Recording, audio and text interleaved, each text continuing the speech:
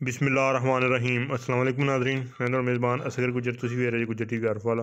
हर रोज़ बेहतरीन ते आला क्वालिटी जानवर लैके दोस्तें में हाज़र होई दा। अज माशाल्लाह बहुत ही खूबसूरत है झोटा दोस्तें में लैके हाज़र रहे हैं।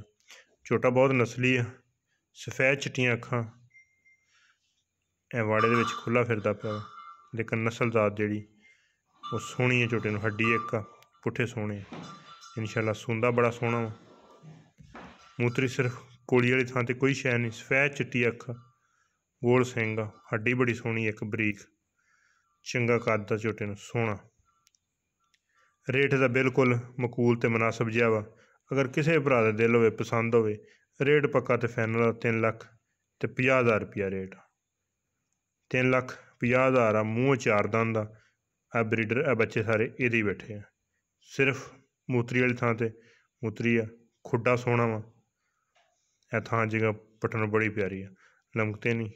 छोटे नस्ली लत्तां बड़ियां मोटियां वा, खुर बड़े गोल सोहने, हर तरह की तसली गारंटी है। 3 लख ते 50,000 डिमांड आ। किसी भरा नूं पसंद आंदा रबता कर लेना। रबता नंबर 0300 567 2355। पट्टी ब्रीड दे विचों पट्टियां दी नस्ल दा वा। अगर पसंद आंदा रबता कर लेना। फुल मान की सफेद चिट्टी अख, थोड़ा जिहा मत्था सिंग बीड़ कुंडे रखे हुए।